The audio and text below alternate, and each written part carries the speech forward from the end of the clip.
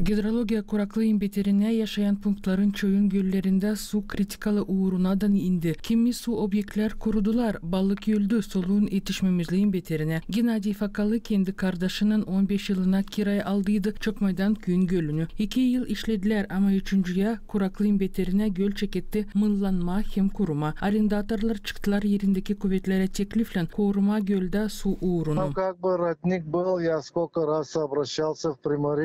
Orada sızıntı vardı da ben kardeşimle danıştık primariye yardımcı olsunlar onu göle geçirme. Ama bize yardım etmediler. Ben istedim bu işi kendi paramınla yapma. Da kiri ödememe. Da gene istemediler. Da ne oldu? Hepsi balık öldü, göl kurudu. Te ne oldu? Вся рыба наша погибла, озеро высохло, пересохло. Вот что случилось. Klima değişilmesinin koşullarına göre hem gölde su uğrun iyisiltmesi vermedi kolaylık gölü koruma. Haberledi Çökmaydan Köyün primari Ali Konstantoglu. 2024 yıldan beri kimse kıymaklara kiraya almayın. Su yok, kiraya şimdi vermez. Gölden işlesin lazım. Bu alım büyük para. Den upaklama, bütün çamurdan, bütün bizim kıynadan upaklama. Başka türlü su toplanmayacak oraya. Şimdi de kurak da, yağmur da pek yok. Durum zor.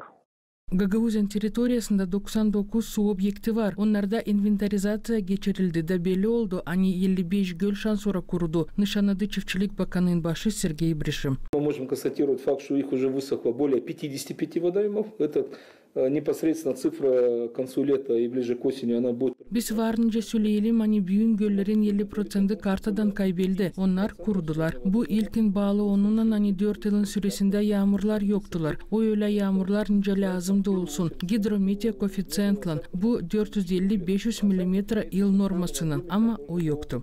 То есть гидротермический коэффициент, который нам необходим, это 450-500 мл, его не было. Su obyektler paklanmadılar. O vakittan nice onları kullanma başladılar. Ne kötü gösterildi su kormasında söylerler arrendatorlar. Чтобы он начал функционировать, надо там его почистить. Göl işlesin diyeni onu paklama lazım. Orada hepsi mıl içinde, hepsi kötü durumda. Düşünüyorum, yerçeki dersler gölü paklama nice lazım, o dirilecek. Ama böyle hepsi mıl içinde. Orada şimdi maşinalar gezerler, her yersi kurudu. Сейчас там уже машины катаются по озеру, там все высохло.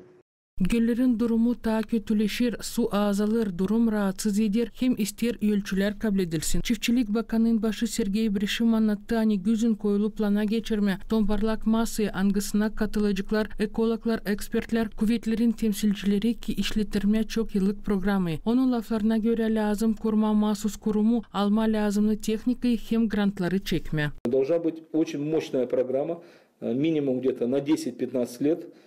Конкретно надо понять, кто... Lazım kavi programı olsun 10-15 yılına da lazım belli etme kim onunla işleyecek. Onu hızlı kabul etme lazım. Eğer bu olmazsa da o zaman 5-8 yıldan sonra burada temperatura yükselenecek de biz büyüdemeyeceğiz o kulturaları, angılarını büyüderdik. Yıldan daha sıcak olur da biz lazım naşise yapalım. С каждым годом у нас становится все жарче, мы должны что-то предпринимать.